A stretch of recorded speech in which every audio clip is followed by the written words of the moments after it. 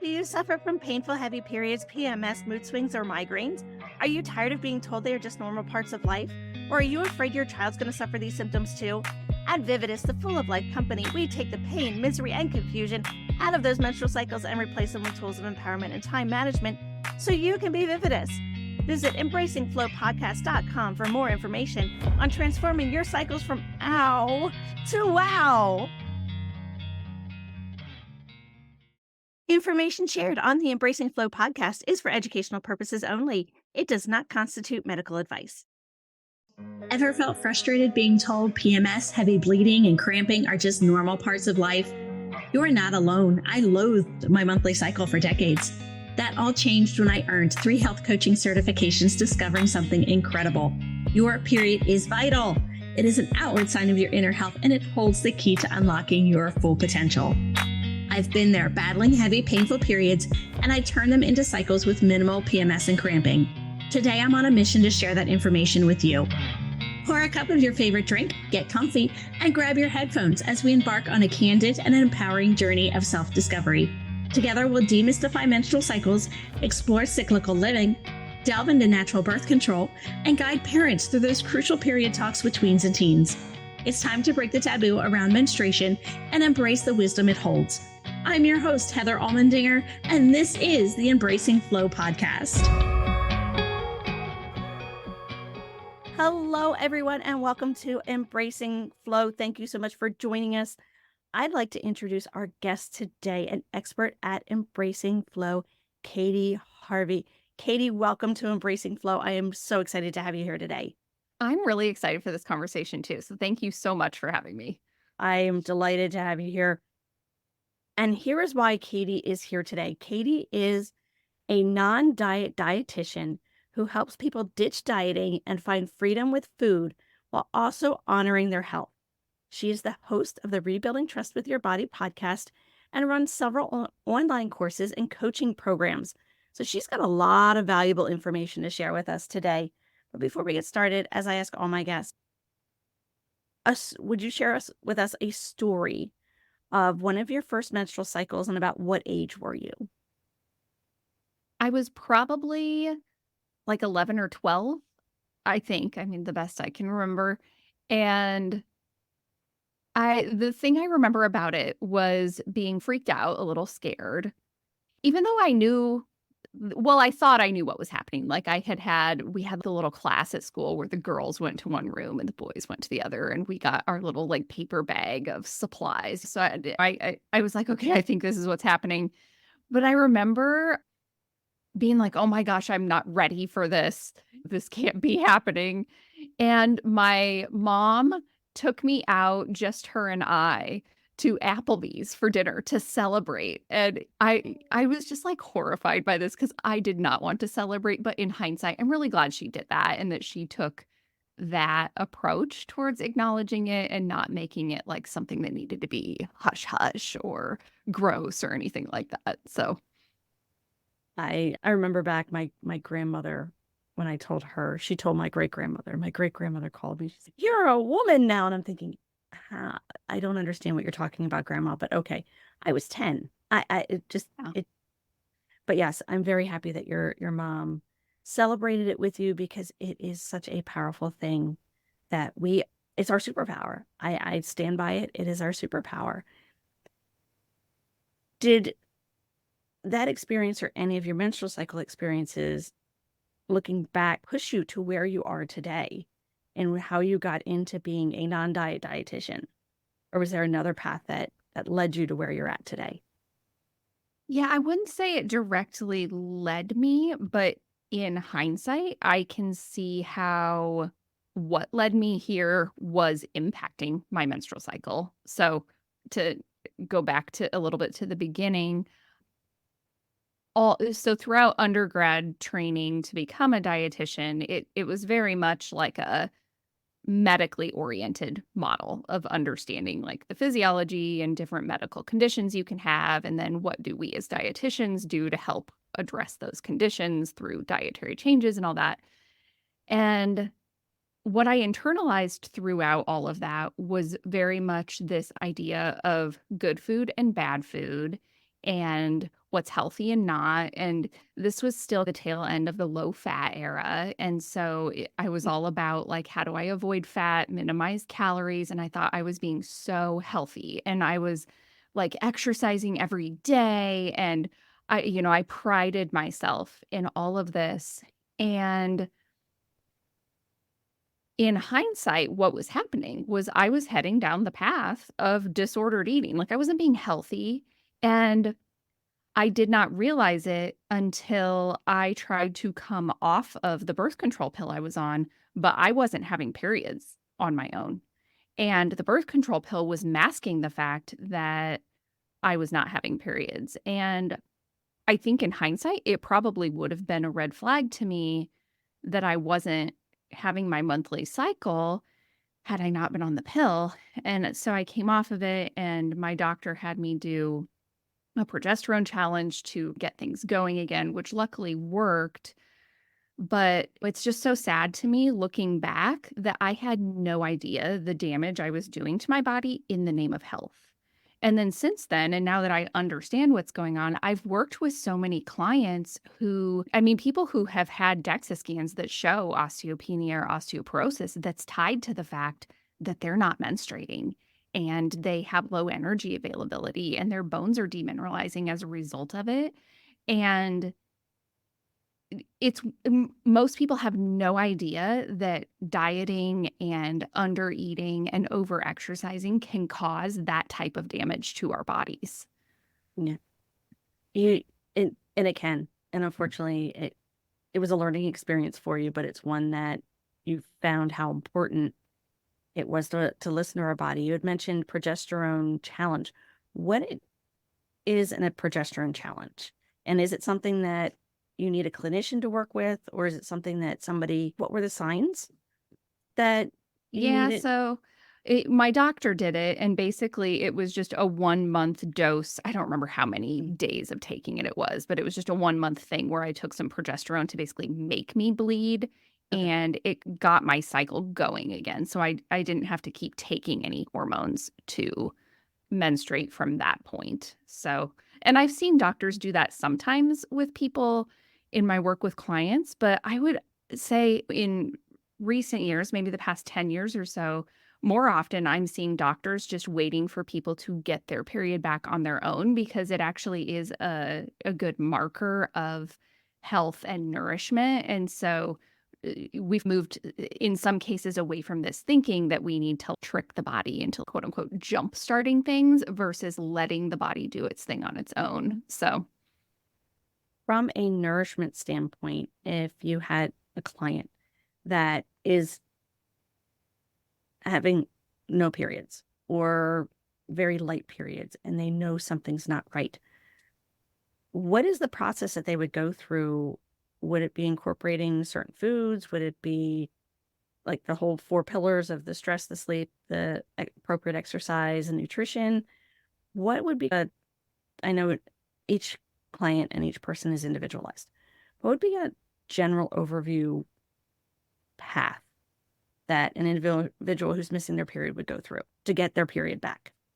yeah, so when I'm doing my very first initial conversation with somebody, I'm asking a lot of questions to understand what is their current nutrition looking, what are their daily eating habits, what does exercise look like, what does stress look like, and then I get a good detailed medical history, but I also dig into what's going on currently with their periods, what's been their history ever since they were a teenager, to understand what's been their body's norm and what's been their body's pattern, and to put all of that in context because there's a lot of reasons somebody could be having wonky periods. And also, it's really important for me to know if they're on any type of birth control or not. Mhm. And from there, I can usually gauge, are we looking at a situation, what we call low energy availability, where they're not eating enough to support the level of activity that they're doing. You would also be shocked how often I have had people come to me and describe what sounds like PCOS, and they're just like, "Yeah, I've always had these really irregular periods or heavy periods, or I'll go months without my period." And sometimes it's just no clinician has ever put two and two together. and we'll have them go to the doctor and get worked up for PCOS, and turns out they do have it. So that's another really common scenario. But the one where someone's not having their period because they're not eating enough and they're over-exercising, it's called hypothalamic amenorrhea. And essentially what's going on there is the body is saying, I don't have enough fuel and energy to sustain a pregnancy. And so at a very primitive biological level, your body's, we're not going to do that if we are not going to survive and the offspring is not going to survive. And it's hard sometimes when I have that conversation with like teenagers because they're like, I don't want any offspring. I'm like, I understand. But again, at a primitive level, your body is screaming at us. And it's not just because some people are like, oh, it's nice that I don't have a period. Or in sports, sometimes it's this badge of honor of I am training so hard that I'm not having a period, or my body fat percentage is so low that I don't have a period. Good for me. No, not good for you. Because again, it means that your bones are demineralizing. It also puts your heart at risk for cardiovascular disease if you don't have enough circulating estrogen to have a period. So it really starts with, are they eating enough? Like just calories. Doesn't even really matter where the calories are coming from. Are you taking in enough energy? That's always the first place I'm starting with somebody. And then sometimes we do have to limit the amount of exercise and physical activity, or maybe the intensity of what they're doing. We may need to back off or even take a break entirely, which can be really hard for people if they're addicted to exercise or if they're a high level athlete, especially if they're on a team and they feel like they're going to let their teammates down. This can be extremely difficult to ask somebody to take a break from doing what they love or what their identity is wrapped up in. And so there's sometimes really hard conversations, but it starts with increasing energy intake and decreasing energy output to let the body basically heal from within. I just started reading about REDS, relative Yep. energy deficiency in sports. So I very much understand what you're describing.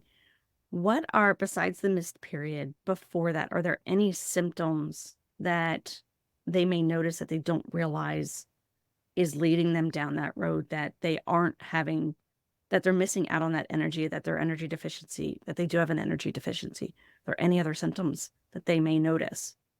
It can be tricky because it's so easy to chalk this up to other things. It could be like feeling tired because, again, food is quite literally energy. But sometimes people will be like, oh, well, I'm stressed out, or I haven't been sleeping well, or I'm just like working really hard. So they write it off as not a big deal. But fatigue can be one.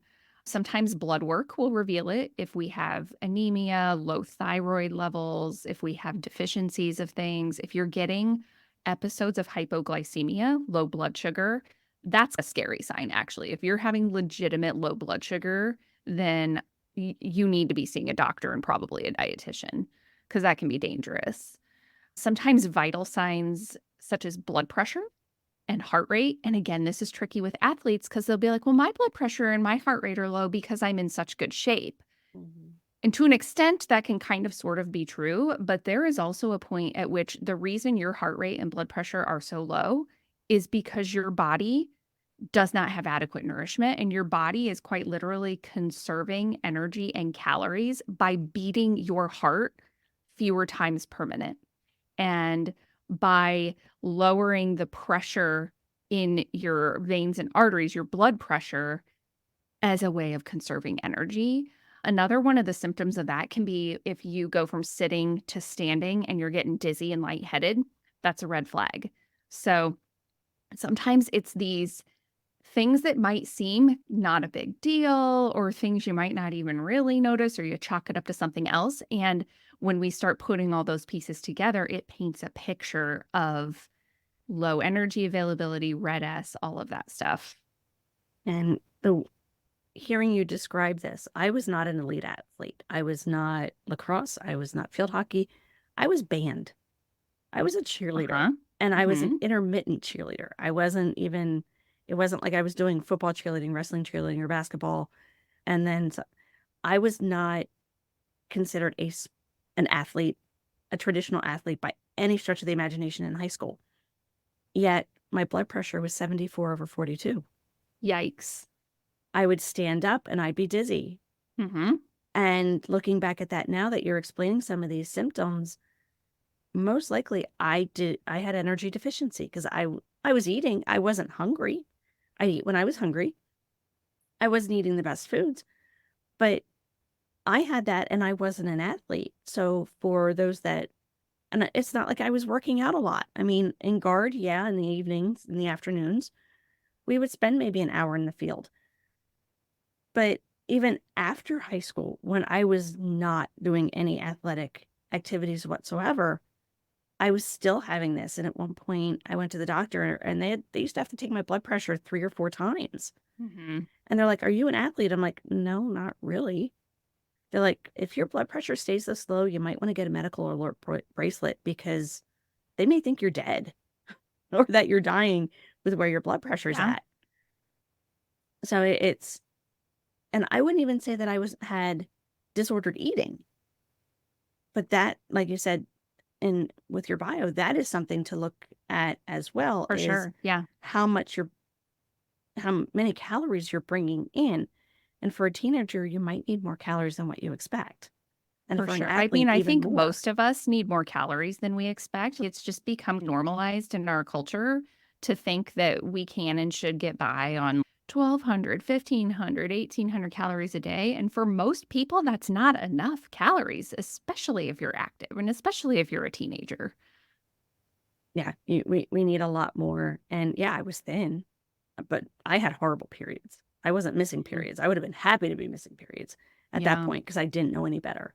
But I wasn't. I was having horrible, painful, heavy periods. So, what are some nutritional things that can help us? I know that there are some foods that not generate progesterone, but help with progesterone levels. Also, some foods that are estrogenic that we maybe need to be aware of or that we There's a may lot need to of incorporate. yeah. So there's a lot of stuff out there about food and hormones. It's become like this new sexy thing lately to talk about that. And I started my career in breast cancer research. And so we were big on, are there foods that are putting people at risk of breast cancer or foods that are lowering risk as it relates to estrogen and all of that. And the current way of thinking about that is that even the foods with like phytoestrogens in them, like such as soy and stuff, those aren't having a meaningful impact on our body's circulating estrogen levels. And so most of that type of rhetoric is what I call wellness woo. It's like kind of pseudosciency, not super solid data behind it. But what matters the most with your hormones would be two things when it comes to food. First one is, are you eating enough? If you're not, none of the rest of it matters. So, are you eating enough? And then from there, do we have a good balance of carbohydrate, protein, and fat, which are your three macronutrients? And so, what's tricky is sometimes the things that we're doing to try to be healthy with food can actually be negatively impacting us. And so, for example, I mentioned the thing with the low fat era in the past. I thought I was being so healthy by eating low fat. My labs come back, I had high cholesterol. And it's, well, that doesn't compute. I must need to lower my fat even more. And there wasn't much wiggle room because I was barely eating any fat. It turns out my fat intake was too low, and my liver was then pumping out more cholesterol to try and offset that. And the same thing can happen with hormones and our periods and our cardiac health. So if someone's not eating enough dietary fat, that can have a big impact on their menstrual cycle and their heart rate. And so sometimes when I've had clients who have bradycardia, which is low heart rate, one of the things we need to do is increase their fats, because if they're not having enough fat throughout the day, their heart rate will stay suppressed. And then, of course, with carbs and protein, that's also going to really help with balancing out blood sugar, with insulin sensitivity, with your body maintaining proper muscle mass. And all of that does, in a roundabout way, tie into our menstrual cycles, because I mean, it's just so complicated. It's like the domino effect. One thing leads to another. Yep. Like if things are out of whack, it's gonna show up as problems in various areas of your body. So I'm big on, do we have a source of the 3 macronutrients at every single meal? Yep. And when it comes to fat, is there, I know that they're like healthy fats, non-healthy fats, any sort of recommendation on fats to look at? What fat besides low fat? Because low fat, as you said, not the Yeah. greatest, but is there a proteins? I know that there's protein sources that have fats, but there's good fats and there's not so good fats. Yeah, so generally speaking with fats, when we can include unsaturated fats and omega-3 fatty acids, that's a good idea. So that would be like olive oil, canola oil, avocados, nuts, salmon, that type of stuff. As a quick side note, there's all this rhetoric out there about seed oils and you should be afraid of seed oils. Utter nonsense. Disregard. So I just want to put that out there. Unsaturated fats, generally speaking, are good for our bodies in a whole lot of different ways. And then saturated fat, which comes more from like animal products, so whole milk, butter, sour cream, stuff like that. It's not that we can't have that. It's just we don't want that to be the vast majority of our fat intake because that does correlate with negative health outcomes in various ways. So it's like when you can lean towards the unsaturated choice, great, but also don't deprive yourself and don't shame yourself and go down this spiral of food guilt for eating something with saturated fat in it because that's not helpful. We also have to factor in your relationship with food. Mhm. Yeah, and I agree. And when I was going for my One Health coaching certification, it was in the pregnancy piece, and my instructor was trying to get pregnant, and she was doing 90s low fat, Mhm. and Yep. she didn't realize how detrimental the low fat was. And then she started incorporating good fats and higher fats, the olive oils, the omega-3s. And wow, her cycle came back and she got pregnant. So Yeah. I'm glad that you brought up the fats, and which is why I wanted to touch on that a little bit more, especially with those that grew up in the 90s with, oh, low fat, low fat, low fat. Yeah. Low fat Um, everything. Yeah. yes. And carbohydrates.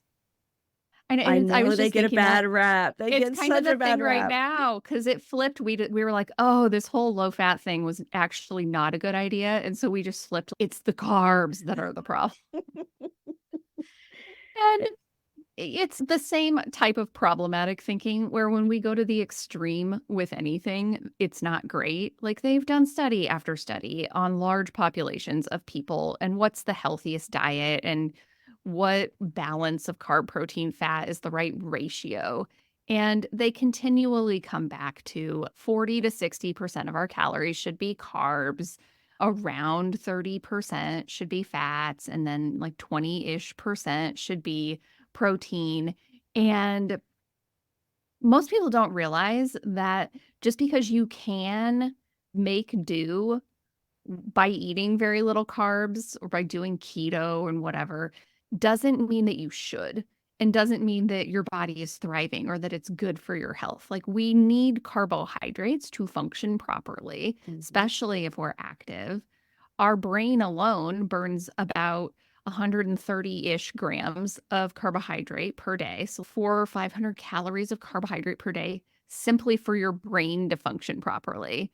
And let alone the rest of the organs in your body. And what happens when we're not eating enough carbs is that your body taps into protein and fat as its backup supply of energy just to have calories to keep your motor running, so to speak. Mhm. But it's supposed to be using the protein and fat to do things like create hormones and create enzymes and take care of your cell walls and to repair your muscles and the other tissues of your body. Like it has a lot of other jobs for the protein and fat to do within. But if you're not taking in enough carbohydrates, it has to use your protein and fat for straight up calories just to give you enough energy to be alive throughout the day. So we need them all in their own regard. And this like fear mongering around carbs is just not helpful. It's not scientifically accurate. It's leading people down a path that often sets them up to either undereat or ultimately to restrict and then binge and Mhm. be out of control and eating a whole bunch of bread or cereal or other carbs because they're deprived and they're hungry. Yeah. And when it comes to the menstrual cycle, I see those that are, oh, I was told I need to lose weight, Um, so I go on keto. right. And I was like, no, no, please do not go on keto. Right. It may help you lose weight initially, but as you said, what are some of the drawbacks on going to keto when you're menstruating and even trying to conceive? So, keto is one of the most deceiving things because it looks like it's working at first. Most people will drop a decent amount of weight really quickly with keto, but here's what's happening. So, when you're not taking in carbs, your body burns through its stored carbohydrates and it's storing the carbohydrates as glycogen in your liver and your muscles. Glycogen is attached to every molecule of glycogen is attached to two molecules of water. So as you burn through the glycogen for energy, your body pees out the water. You are losing mostly water weight in the first 30 days of a keto diet. And so it looks like it's working. This is very exciting. We've got to keep it going. And then the deprivation kicks in and you end up like chain swallowing the foods you're trying to avoid. And then, of course, immediately you regain a bunch of weight because your body replenishes the glycogen and the water. So it looks like you gained weight, but it's all just fluid.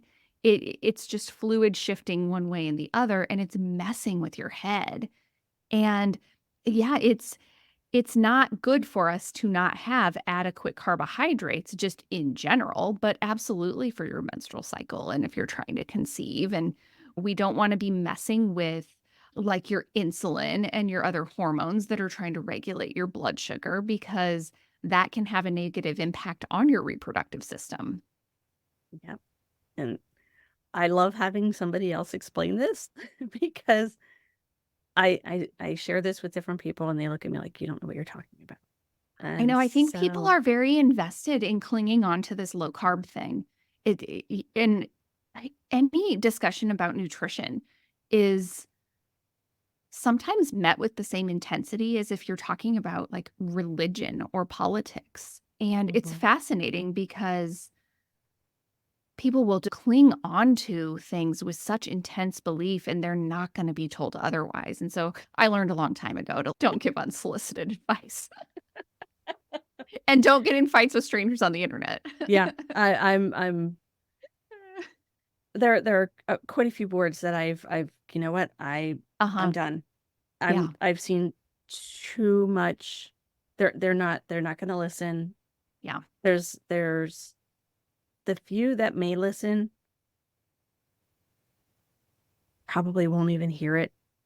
So Right. I've gotten off those boards. I'm like, you know what? They're not in the right space. When And they're yeah. ready, they will find the right people. They may Yeah. find me. They'll find you. They'll find somebody that will point them in the right direction. Because I've even heard with keto, it messes up our thyroid. It can. Uh-huh. Yeah. And any type of dieting and not eating enough can jack with your thyroid. In fact, sometimes that's one of those signs on the blood work that's a telltale, like, hey, you're not eating enough. Your T3 and your T4 are low. Hmm. And that's linked to Hmm. our menstrual cycle. Right. Uh, Yeah, that's that domino thing. yeah. Exactly. Yeah. Which is why I tell people our periods are a doctor's visit every single month. Yeah. If you see a change and it's once a month, if it happened like once within a year's time frame, no, okay, just keep an eye on it. But if you're seeing it happens 2 months, 3 months in it out of a 12-month period, something to address with your doctor. If it's 3 consecutive months, 2 or 3 consecutive months that you've noticed this change, it's something to address with a medical professional. And if if the medical professional's, oh, nope, don't worry about it. It's just this or that. Go get a second opinion. Totally. We have to advocate for ourselves. It's gotten to a point where we have to advocate for ourselves, and doctors are only trained in certain things. Yeah. Yeah. Find a nutrition, Absolutely. talk to a talk to a dietitian, talk to a functional medicine, talk to a nutritionist, see what other options are out there. Listen to Katie's podcast. She gives beautiful, wonderful And information. a lot of times people, like who specialize in this area, or like a lot of the dietitians I know, for example, they're connected with local doctors. They know who's good in your area. So Mhm. being able to get those referrals of people who are vetted that, this provider really knows what they're talking about, and they're going to address this versus brushing it off, that can be really helpful too. Yeah. I know. Well, I had gestational diabetes with my Uh-huh. youngest child. And that was one of the things when I got my Health certification. I wanted to work with pregnant women because I didn't know what was going on in my body until I had to see a dietitian. And so if this was going on all along, why didn't I know this before it could cause a problem with my health and my child's health? Yeah. Yeah. So Because sometimes it's just nobody's getting screened for some of that stuff. Like nobody ever checked for it. And then it yep, feels like the stakes are so much higher when you're pregnant. There's a child involved. It's yep, so stressful. yeah. And then with being a gestational diabetic, plus I was a geriatric mother. I Isn't love that the that. worst term? I The first time I hate heard that, that I was like, term. definitely a man came up with that. I mean, good grief. I saw that. I'm like, I'm 38 years old. Yeah. I do not consider myself Yeah. geriatric. I'm not Yeah. 80. I'm not my grandmother. I know. Why do I have this geriatric? I'm like, can't you put a wise mother or a wisdom Right. mother or Surely there's a different word we could have used to convey what was. Yeah. but yeah, as a geriatric mother, I was like, all right, I've got enough things to worry about. And I had secondary and unexplained infertility. It took us 14 months to conceive. And looking back, it was my diet. It was my lifestyle. I wasn't eating the right foods. But it's we're just not taught this. It's not out there. It's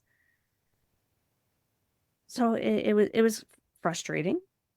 It was confusing because I was like, what can I eat? What can't I eat? I was told, watch your diet, watch your dairy, watch your cheese, don't eat any carbs. So I loved Mexican. I loved my burritos.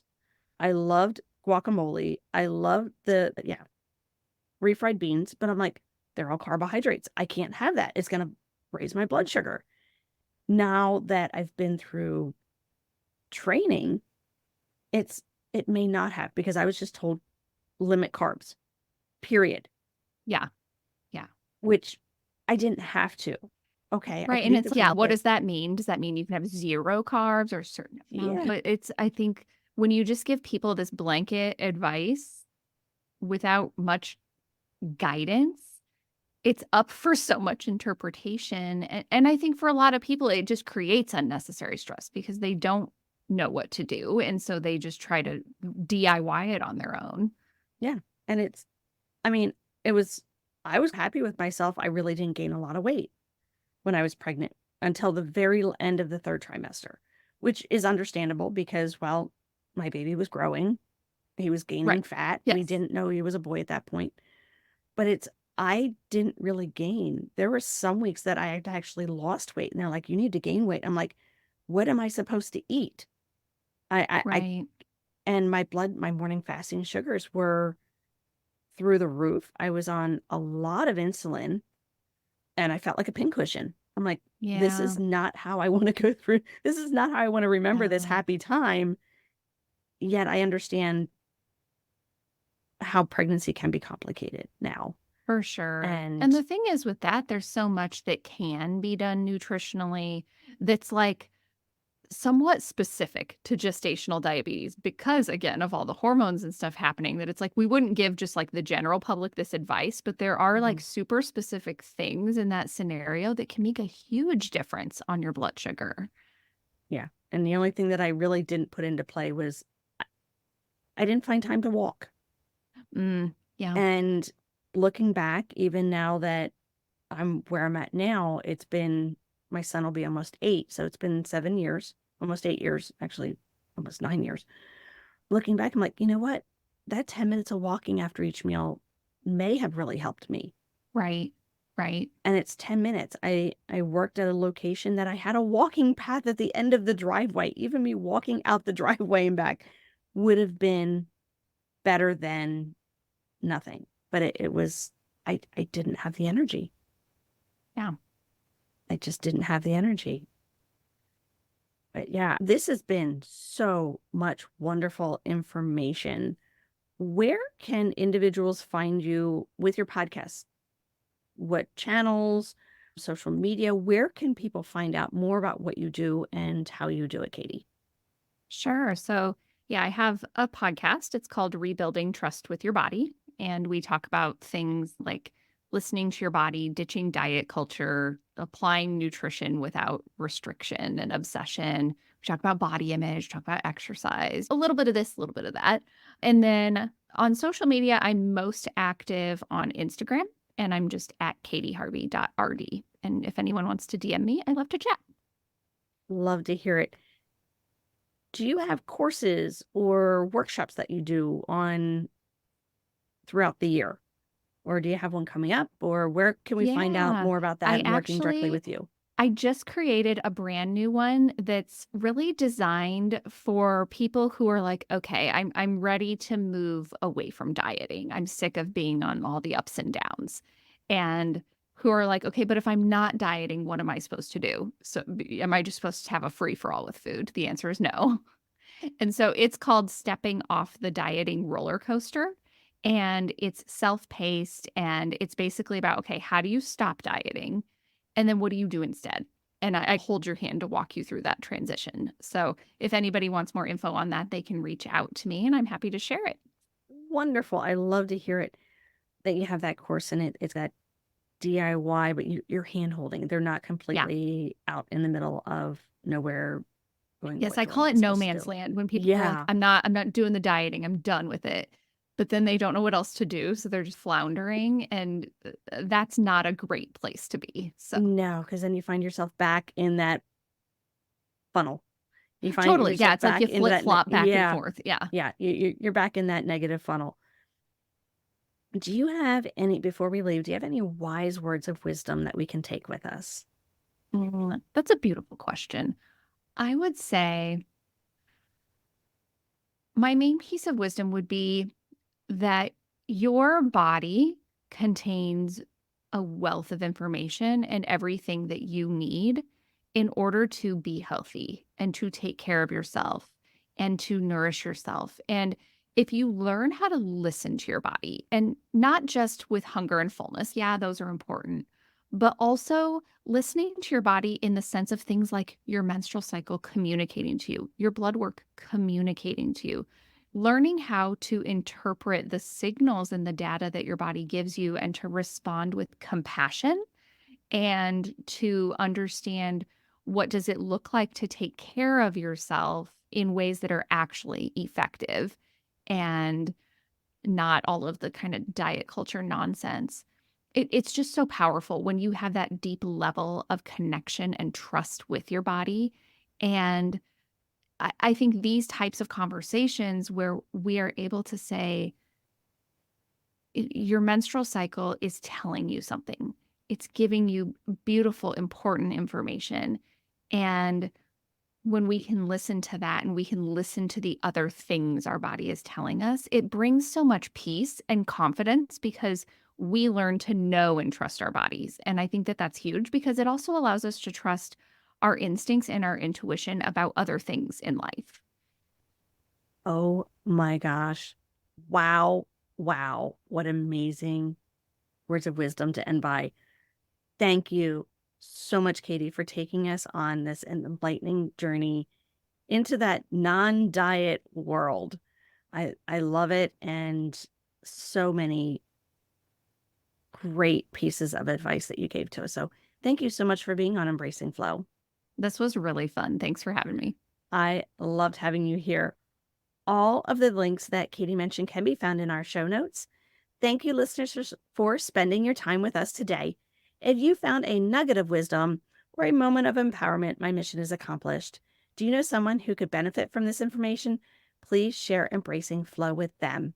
So until next time, my friends, love hard, laugh often, and as always, be vividous. Talk to you soon. Thank you so much for joining us today on Embracing Flow.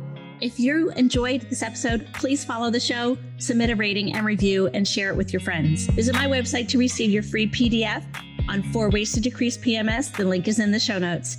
Until next time, love hard, laugh often, and as always, be vividous.